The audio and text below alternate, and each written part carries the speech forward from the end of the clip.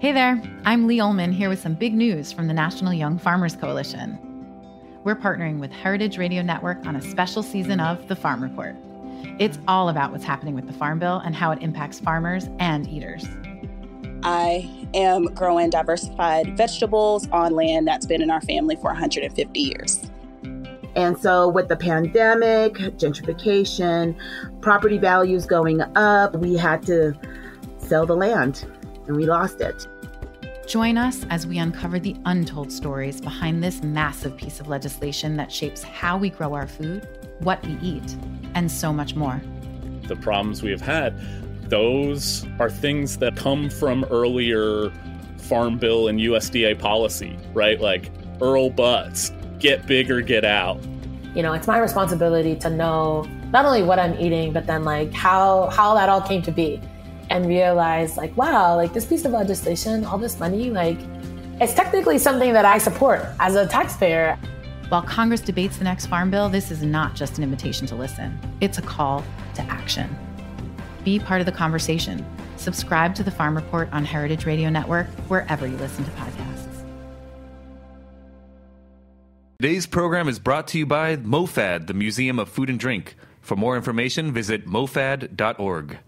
I'm Dave Arnold, host of Cooking Issues. You're listening to Heritage Radio Network, broadcasting live from Bushwick, Brooklyn. If you like this program, visit heritageradionetwork.org for thousands more.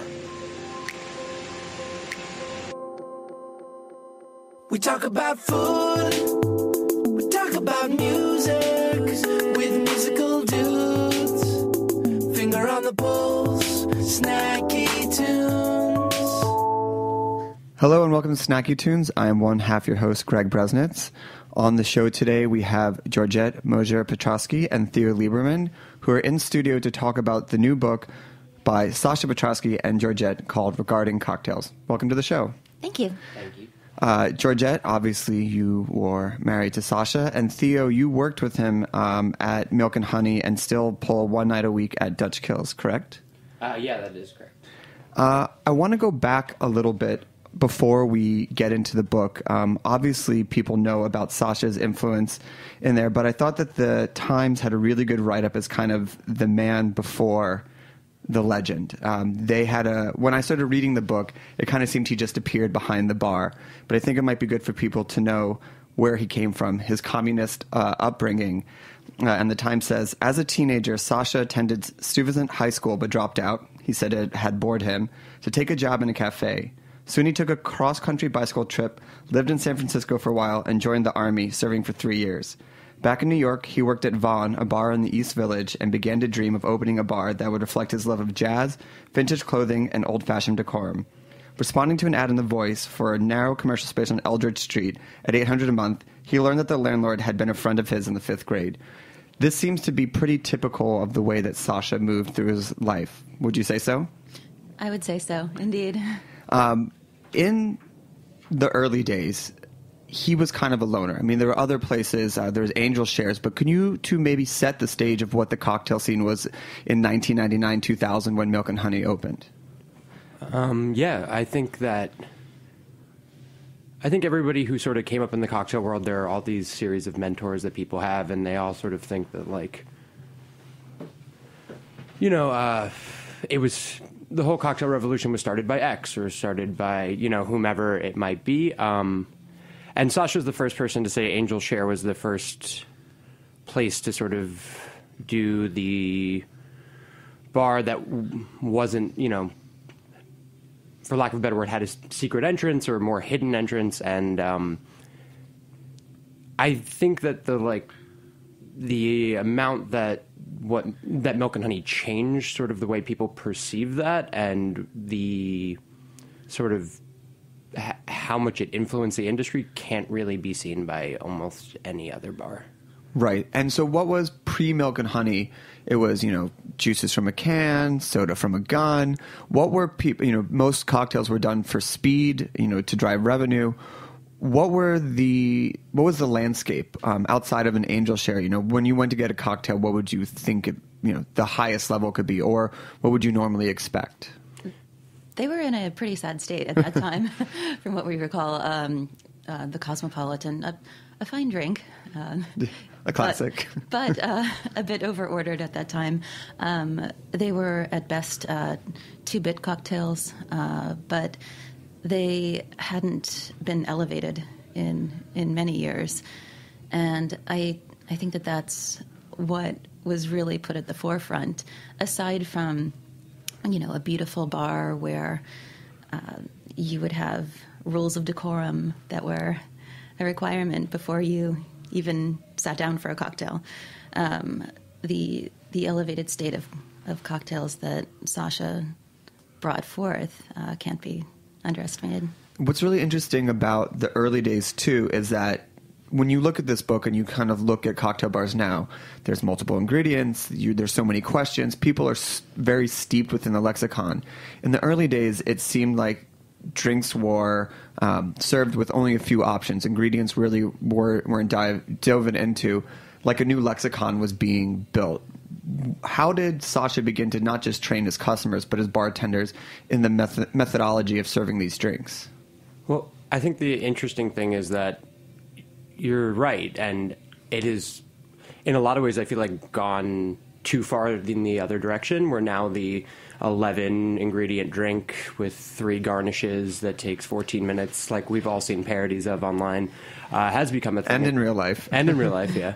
But I think the thing that was always so amazing about the way Sasha trained people and the people that he hired was that they had this sort of like, I want to say they wanted to extract the most amount of flavor with the fewest amount of ingredients. It was always about just working smarter.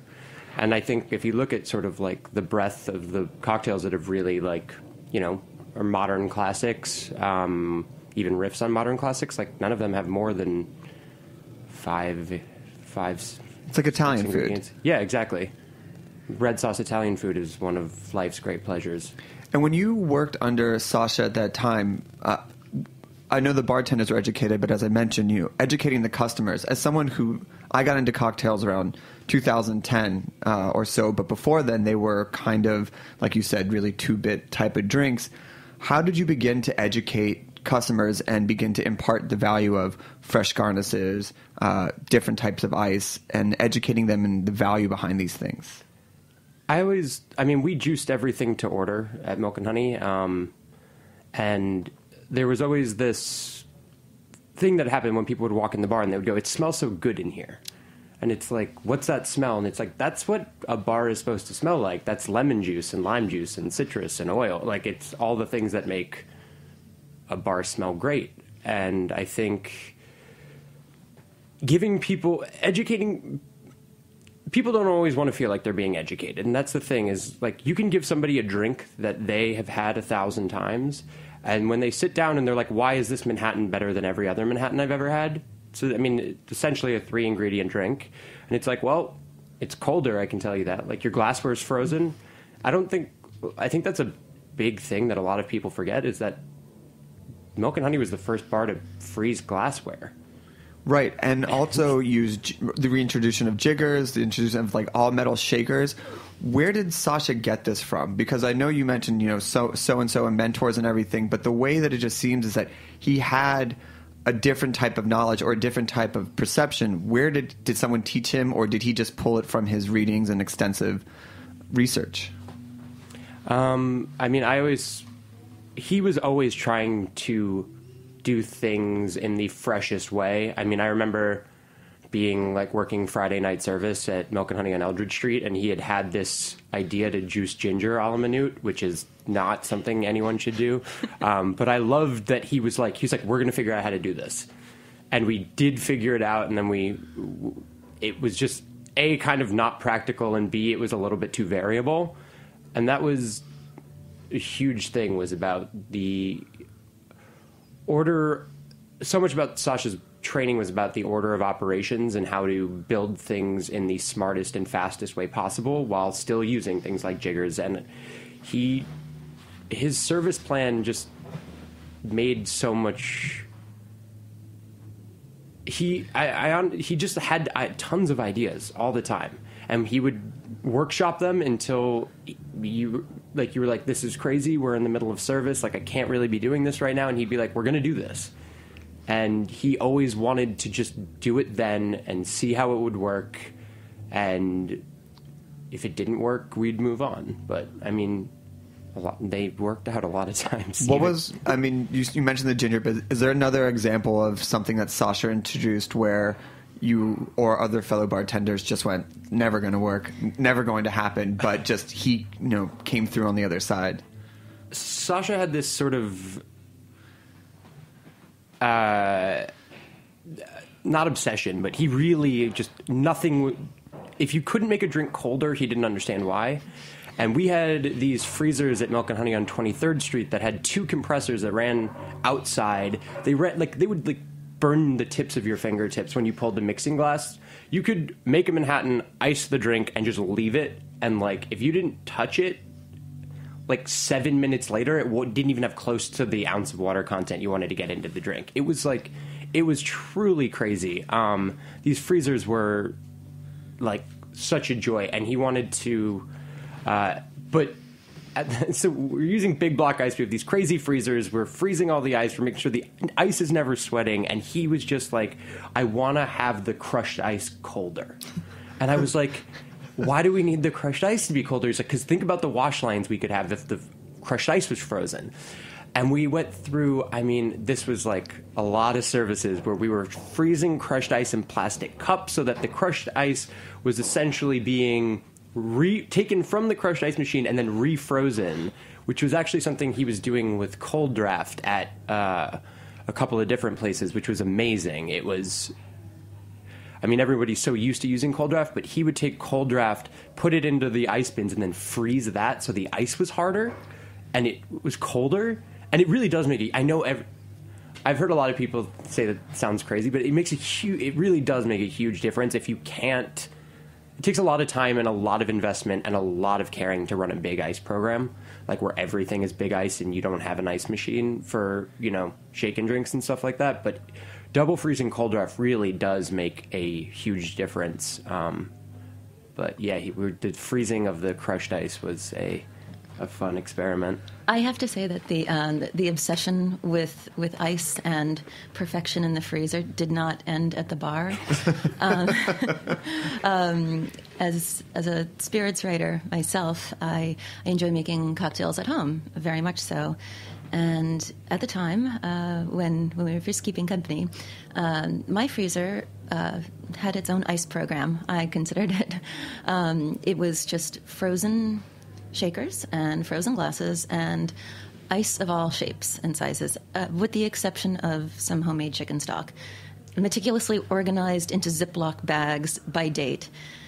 Sasha opens my freezer and says, "Oh, Miss Moger, I see you have quite a nice program going." I said, "Oh, do you like that?" And he says, "Yes, but how much do you enjoy chicken soup?" I said, "Well, obviously I do. I'm making my own stock here." And I said, I was expecting him to be impressed with the homemade stock, and he says, "Well, how much do you like your cocktails to taste like chicken soup? Because the flavor of the chicken soup is transferring to the ice, and what you're going to need is either a separate freezer for your stock or a separate freezer for your glassware and ice," which I thought was utterly absurd.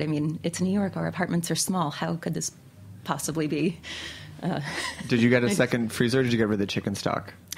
The chicken stock actually went a lot faster. The longer into our courtship, he was having a lot of chicken soup, so it never had a chance to be frozen. It was always just there. Well, we're going to take a quick musical break, and then we're going to come back and talk about Sasha's approach to cocktails. We have a song that we think that Sasha would have liked from Eli Paperboy Reed, recorded live on Snacky Tunes, and we will be right back.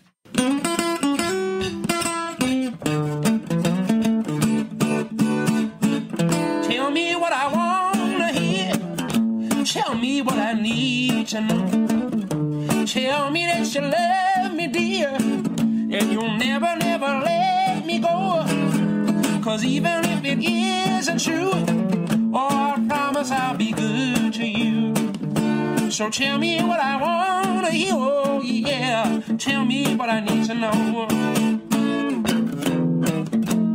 I don't need to believe 'cause you keep on telling me, darling, all those sweet, sweet lies. It doesn't matter, baby, if you mean what you say, 'cause I'll keep on loving you, baby, any old way. Tell me what I wanna hear. Whoa, tell me what I need to know. Tell me that you love me, dear, and you'll never, never let me go. 'Cause even if it isn't true, oh, I promise I'll be good to you. So tell me what I wanna hear, oh yeah. Tell me what I need to know. Hey!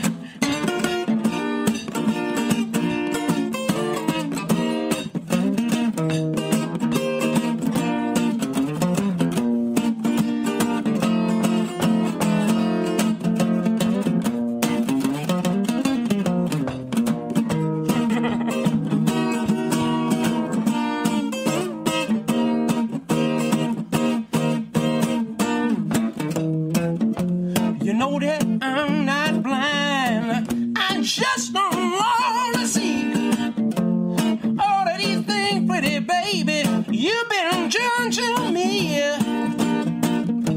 You know I can't love nobody else. So if you don't need me no more, keep it to yourself and tell me what I wanna hear. Tell me what I need to know. Tell me that you love me, dear, and you'll never, never let me go. 'Cause even if it isn't true, oh, I promise I'll be good to you. So tell me what I want to hear, oh, yeah. Tell me what I need to know. Oh, tell me what I want to hear, oh, yeah. Tell me what I need to know. There are over 50,000 Chinese-American restaurants in the U.S. That's more than 3 times the number of McDonald's. How did Chinese-American food become so popular? And what's the story behind their unique menu of dishes like egg rolls and General's chicken? Brooklyn's Museum of Food and Drink is going to explain it all with our next exhibition, Chow, the Making of Chinese-American Cuisine, featuring tastings, beautiful artifacts, and live demos of a fortune cookie machine. Visit chow.mofad.org to learn more, get advance tickets, and help us make this exhibition a reality. Again, that's the Museum of Food and Drink at chow.mofad.org. Georgette, in the book you talk about Sasha's 2 favorite cocktails, which I thought were interesting definitions of the same person. The gin in it and the French 75. Mm-hmm. So let's start with the gin in it. You said it's most expressively of your husband. How so? It's a beautiful cocktail, very simple. 2 parts. We loved this cocktail. We pre-batched it for our wedding and gave it out in mason jars with those classic milk and honey coupes, and made a cocktail for 2. This is a cocktail that we would bring with us on picnics, to the movies, to a lot of places. It traveled very well, and there's even a shot of Sasha in Hey Bartender where he's making the gin in it, and just beautifully done. I'd say it's kind of hard to mess up that drink too. It's just beautifully stirred, and a simple flick of the wrist for the lemon peel, and you've got just absolutely beautiful cocktail. I love how you 2 talk about cocktails that travel well in the book, especially how to take a train cocktail. What is the secret behind a good train cocktail? Well, ideally it would be with the gentleman carrying the bags, and not the lady carrying the bags and the cocktails and the straws and the travel equipment.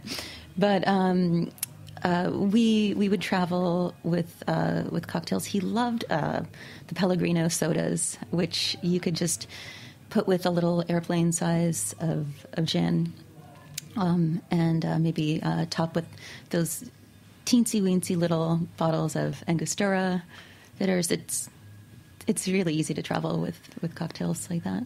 And on the other side, you have the French 75, which in the book, everyone mentions that it was his favorite drink. What was it that spoke to him? Of all the cocktails in all the world, what was the one, why did that reach out to him? I'd love for Theo to chime in on that one. I mean, it's just very... I think people always associate, think about Sasha and cocktails because you kind of have to, but he also... I drink a fair amount of champagne, and we always used to talk about that too. So he was actually really enjoyed champagne as well, and I think it's about as classic as anything can get. He also liked drinks that were really very simple, but had a lot of flavor, and that could be modified with fresh fruit, which I think this French 75 lends itself really well to. The Bee's Knees did that, as well as the Business, which is essentially the same cocktail with lemon versus lime. And what was Sasha's overall approach or philosophy towards cocktails and building the cocktail programs at the various bars? Once again, I think the training aspect of how he taught us to make drinks is the most important thing. I mean, you see so many bars where people make one drink at a time, and it's just such a waste of time. He would get occasionally he would call me out and be like, "You just went into the freezer twice," and it's like I know, and after 5 years or whatever, every once in a while you feel like you can break the rules a little bit, but he'd just not understand why you picked up Campari twice or something. And it's true, it changes the way you think about how to build rounds. So if you have 4 drinks, 5 drinks, whatever it is, 5 drinks I've always found is the point at which people can be the most effective. The 6th drink tends to exponentially add a little bit more time. Sasha always says you have a minute per drink to finish it. So if you have a round of 5, you should be able to finish it in less than 5 minutes. The 6th drink I found can add a little bit more time, because you're essentially looking at 5 silver items, or if you're making 5 shaken drinks, and it can be, your brain starts to be like, oh, which is which, but it would just add a little bit more time. So we sort of tried to rework that process when we opened Milk and Honey on 23rd Street. But the training process is amazing because, if you make an old fashioned, you don't have to ice that drink. You can make that drink, completely forget about it, and there's no ticking clock. So you essentially make old fashions first, then you move into your stirred up drinks. So Manhattan Martini, because you can ice them, and when you're working, especially in a big ice program, you can essentially ice it, not stir it, and you have a fair amount of time, especially if you have crushed ice living next to you. You can throw a mixing glass into crushed ice, and you have as much time. I remember working on Eldridge Street and seeing how long it would take to ice a martini, stick it in crushed ice, and not touch it, and see when it would get the extra ounce of water content in it, and 40 minutes would go by, and you'd be like, oh, look, I have a martini now. It's you really literally cannot. If you have the right tools, you can build all your stirred up drinks, and then you move into shaken drinks, always starting with citrus first, so lemon and lime, because you don't have to clean jiggers in between citrus. So let's say you have for argument's sake, a daiquiri and a Tom Collins. So you have a daiquiri, we did, at Milk and Honey, we did scant 1 lime to 3/4 sugar. So scant 1 lime, 3/4 sugar, scant 1 lime, then you move to your lemon, 3/4 ounces of lemon, then you have simple syrup in both. So right now you've built the basis of 2 drinks, and you haven't had to clean, anything really. So, lime, lemon, sugar, then you move to spirit, and from there you can move from vodka to anything, and then you can move from gin to, bourbon. You're not throwing off the balance of anyone's drink if you, pour 2 ounces of gin into a tin and then use the same jigger for bourbon. You're never going to really. And you can go from white rum to dark rum, and then there's a whole series of modifiers in between there that you can build an entire round without really cleaning all that much, which was, Sasha was emphatic about all bars should be dry hands bars. He hated that bartenders would stick their hands in water all the time, which I agree with. But we had these wonderful, we had them on Eldridge Street, and they're hard to find because nobody really makes them, and when you find them, they're almost always not the right measurements. But there's this company called American Metalworks, and they make 3/4 1-ounce jiggers, and it's literally the jigger I use to train people. Like, I will immediately, like, once they're, you know, I still use them during service because I like them so much, but they're essentially all of your sweeteners and all of your citrus can be done with all the in-betweens. Yeah, and I mean, I have like 4 of them that are actually accurate. What's amazing is the process you just explained is all going behind your eyes. After I just order a round of drinks, like half off my head with a bunch of friends, and you're doing all of that within under 5 minutes. I mean, just incredible just to hear the process and the thought and the lessons that go into just a round of drinks. Yeah, I mean, it's the training is the order of operations is really everything. And I also like the quote that's in the book from Harry Caddick is quickly while it's still laughing at you as a way to drink your drinks. The other amazing insights in the book is how drinks got approved. It seemed to be not arbitrary, but not any type of guarantee. The Debbie Don't was done in a night, the Deep Blue Sea as well, but the 38 Special took over a month. What was the process of getting a drink approved by Sasha, and where did it begin?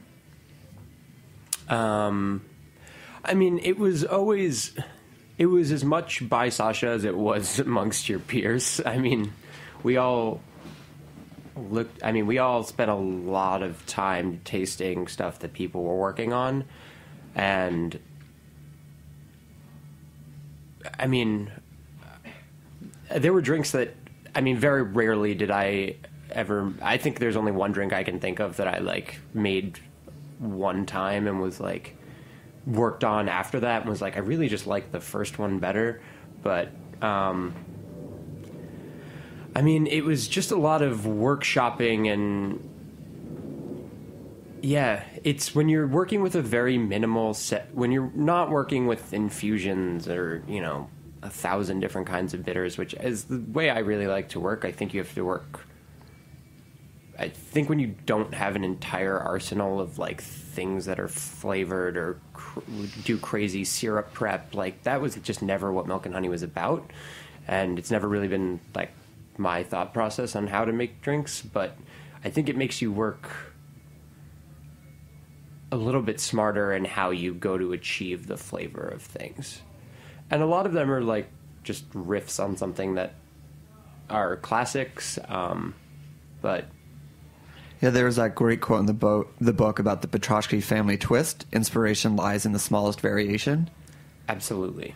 So when submitting this to Sasha, did you have to psych yourself up? Did other bartenders have to do it? Or was it just, would he come in and say, hey, what are you working on? Or what was the submission process?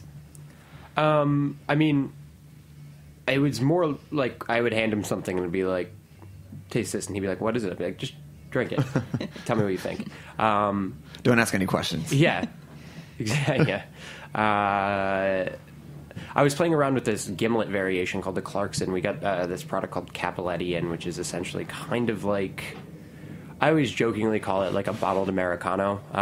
It's like 17% alcohol. It's wine-based. It kind of is vermouthy, but it's got a little bit more bitterness, kind of almost as like if Aperol met really light vermouth.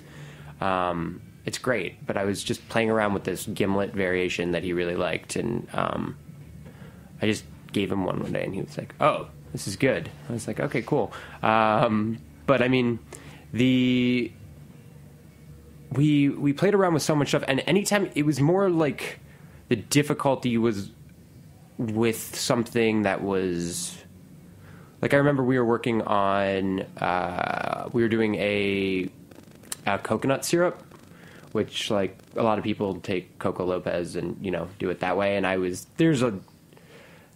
most syrup prep within the family of the Sasha bars are done almost identically, but coconut was one of those weird ones that, like, you know, no one really had like a stock recipe for it, so I started playing with a new one, and we just went through, like, that was one where I remember spending, like, he'd be like, why did you do this? Did you do this? Saline was a weird one. We started, Saline's like a really nice tool to have. Like, literally we were doing 5 parts, I think it was 10 parts, 5 to 1 water to salt, I think is right.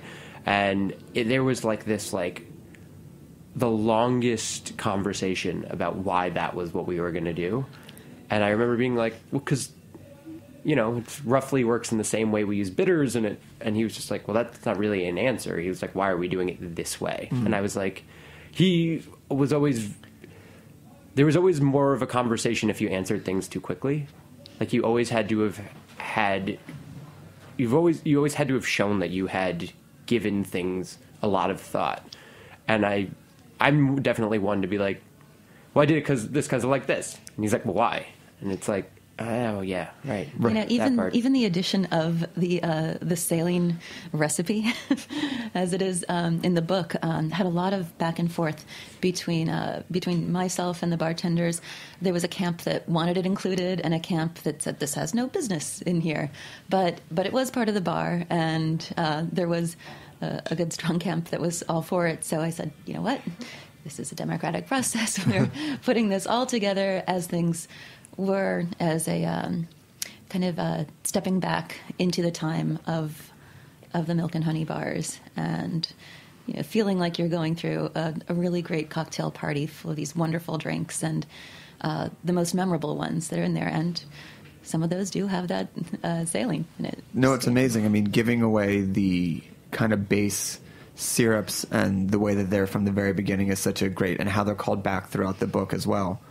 The final part of the cocktail process was in the naming, which it said it either had to be after its parent or something that has a story. Were cocktails named on the spot? Did it get approved and they said, come back with me in a name for a few days? Or how did that process work? It took a while to get a cocktail named, because you did have to have that backstory. I recall the drink that Richie Boccato had created for me at Milk and Honey, the Water Lily. It was my favorite drink for many years, and I say that as I couldn't walk into any of Sasha's bars without, within 3 minutes, having one put in front of me. You know, sometimes a girl just wants to have a Negroni, not an option. But the Water Lily, Richie was looking for a drink for me to have as my signature drink, go in all the time, and that was it. And I told him, well, I wanted something with a gin base, and I prefer if it had a violet taste as well. My grandmother used to carry violet candies with her, and I wanted a drink that felt like that. He says, all right, what's your middle name? I said, Lillian. He goes, all right, give me a week. I come back. He slides the coupe towards me. Taste this. And he puts in front of me this absolutely exquisite drink. These ice flows on the top, just like lily pads, in this beautiful pale green lavenderish drink. I tasted it. It was my grandmother's candy. It was a Proustian moment of involuntary memory in a glass. And I said, well, what are you going to call it? He says, well, I was thinking the Water Lily. And just a perfect name for it. Amazing. Well, we're going to take a quick musical break, and then we're going to be back to talk about the book. This is a track from Fletcher C. Johnson. He recorded this a number of years ago on Snacky Tunes, who has a new record out now on Burger Records, and we will be right back.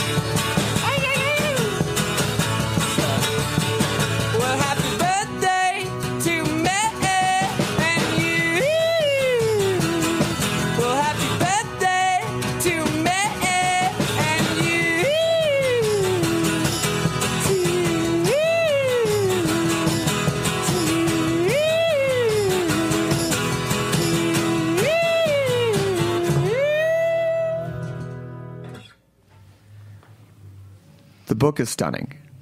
That's kind of where I want to start. It's so well done and well put together.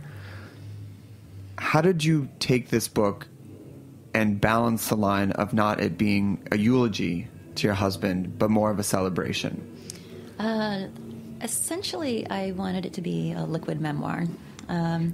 When the book was first conceived by my husband, he wanted it to be a home bartending manual, and he wanted it to be practical. He wanted it to be exactly the size that it is. He didn't want it to be a coffee table book. He also didn't want very cliche pictures of the high pours into crystal coupes and whatnot. He felt that had been a bit overdone. So he wanted something that would transcend time, something that would be a serious cocktail book in the leagues of the Savoy cocktail book, but something relevant for today's bartender. He had about 2 chapters, very much in need of an editrix, and I worked with that. But then sitting down, the publisher, he said, "What are we going to do about this? Maybe we need to completely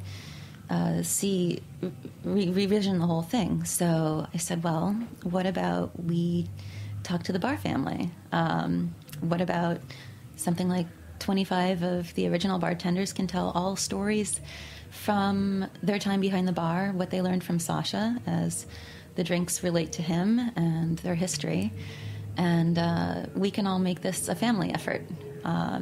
It's a celebration as much as it is a reflection.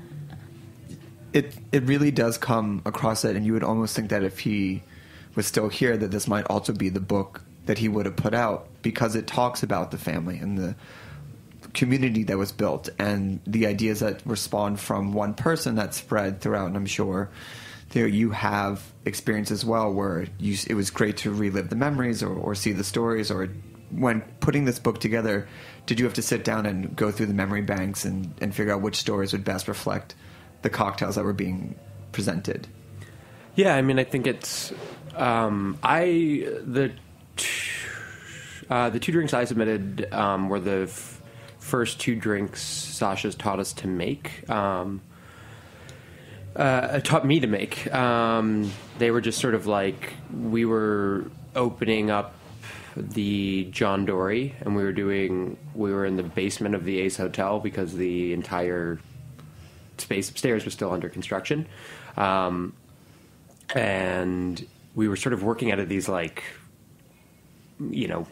like essentially people's like pull-out tables, and it was not a bar setup at all. And it was the very beginning idea was like, these are going to be drinks that are on the menu, but they represent a more important, broader style of drinks. So once you know how to make this, you can swap out this and this and this, and it's this and this and this. But yeah, I mean, I went through a lot of things. I mean, there's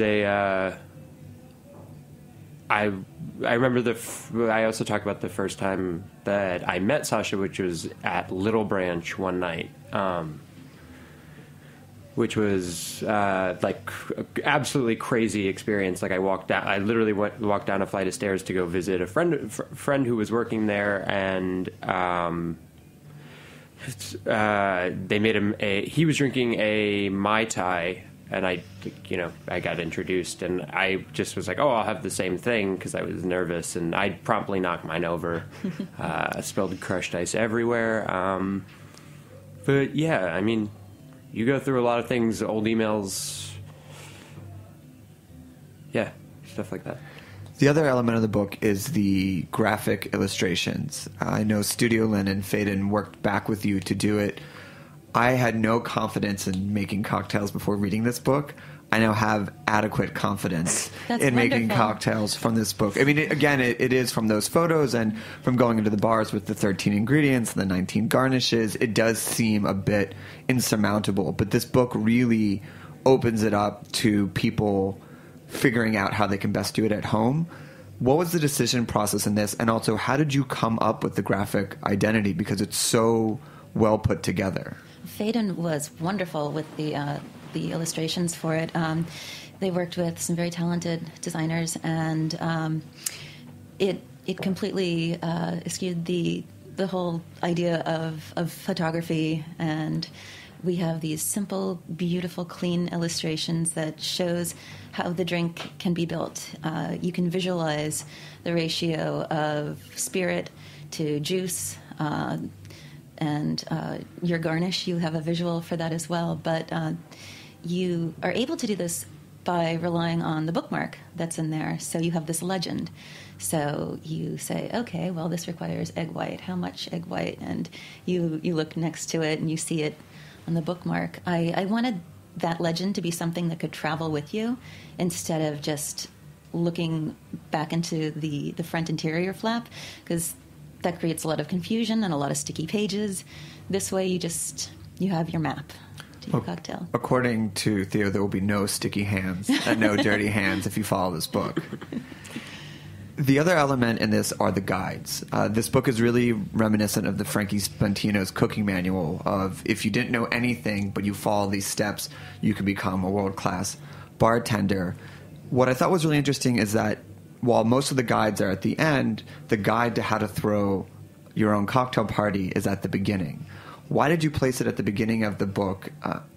And what are some of the lessons that people should be taking away from? I don't ever want to throw a cocktail party again if I have to follow these rules, because I feel like I'll be undervaluing the tradition that needs to be upheld. But why the location and why so extensive? I wanted the book itself to feel like a cocktail party. And if you're brought into a cocktail party, you want to know a couple things along the way. So here you have how to do it. Throwing a successful party at home with beautifully made cocktails was something that was so important to Sasha, and he wanted that to be the foundation of the book originally. So once that was established, then now we have to talk about what kind of drinks we're going to be serving at this wonderful fete. And after you get to the drinks, there's the other guides. And what really rings through from the book is that Sasha had a moral compass that was outside of the bar. Everything from posture to charity to how to live your life to how to approach writing a subway card, to always have your intended measurements on them in case you see something in the window. How much of this did this bleed over to the people that worked with Sasha and the people that knew him, that his influence of a moral guide rubbed off on the people around him?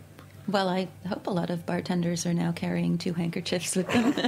But I think with the posture and everything, when you present cocktails, the way they're presented is very important, and that goes along with standing at a certain degree. And I think, Theo, correct me if I'm wrong, but a lot of Sasha's philosophies were just absorbed so easily, just so natural at the bar. Yeah, I mean, it even carried over into, like, just every day. I remember Sasha and I were meeting at this coffee shop in Tribeca years ago. It was, years, and, like, veteran walks by, pretty typical New York situation, sign, the whole thing, and Sasha gave him, like, all of the cash out of his pocket. And it was just like, that was what Sasha did. And, we then went and got coffee, and, like, he was like, oh, that was all my cash. And I was like, I got coffee. But he was just an extremely generous person when you got, like, he was very quiet but extremely generous, and, yeah. And the final guide in the book is Drinks for Cats. Where did this come from? How was this concept developed?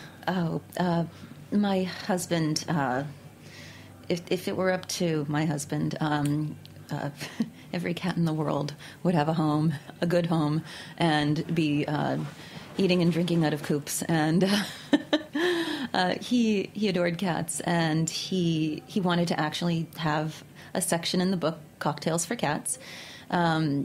It's pretty much published as I found it. the funny thing is that there are now no cocktails for cats, but his intentions were it would involve an aerator. These cocktails, it would essentially be catnip in a context. Did he ever have you making any cocktails for cats? Theo? I remember being at Milk and Honey on 23rd Street, and he came back. I was like doing, whatever. It was like early in the day though, and he came back and he was like, so I have this idea, and he hands me like 4 printed pages that were like the rough idea for cocktails with cats, and I was like, this is gonna be. What are you gonna do with this? And it was. I mean, he really did honestly believe that like every cat should have a good home. I remember my dad gave me this like very beautiful copper like serving dish, like you would like roast a whole fish in, and I was like I don't remember how it came up, but I was like, I don't have no idea what to do with it. He's like, how big is it? And he's like, you should put the food bowls in the water for your cat, because I have 2 cats. He's like, put your food bowls in your water for your cats, and it'd be very nice. And it was like just like, and it's what has been done with it. We would be having lunch at John Dory, and so he trained the bar staff at John Dory, and he never asked for any payment. He only asked for an open tab there. So we would have to find ourselves eating through X amount of seafood every single week, which was fine. The oysters are wonderful, and the cocktails, they're not so shabby either. So we would order the seafood, and sometimes there would be a special on the menu, particularly the Fortune lobster, which it's an amazing little lobster. It's in season for about a month. It's got as long a season as ramps do. And so it's just as precious. Every bite of this lobster tastes like the first bite of lobster you've ever had. And Sasha would take a little bit of foil that he brought from the bar, and he'd take a little of the lobster, put it in the foil pack, slip it into his guayabera, and bring that home for the cat. Many of his guayaberas had these little butter stains in the pockets from bringing home treats for the cat. He would bring Maggie to the bar every once in a while, too, and people would be like, is that a cat? And you'd be like, no. It's not a cat. Absolutely not. That would be a giant DOH violation. Well, I want to thank you, too, for joining me on the show today. The book is stunning. It's really also great that the way that every few pages you might see a Sasha quote, or you might even see an essay. It's just very well put together, and I think anyone who is an amateur, not even an amateur like me, or is a professional will really love the book. I want to end on a quote that says, from Sasha, it says, if you don't understand why, that's okay. Thanks for joining me. The book is out in Fade and Press. Please pick it up. We will be back next week with another episode of Snacky Tunes. Thank you for listening. We talk about food, we talk about music, with musical dudes, finger on the pulse, Snacky Tunes. Thanks for listening to this program on heritageradionetwork.org. You can find all of our archived programs on our website, or as podcasts in the iTunes Store by searching Heritage Radio Network. You can like us on Facebook and follow us on Twitter at @heritage_radio. You can email us questions at any time at info@heritageradionetwork.org. Heritage Radio Network is a nonprofit organization.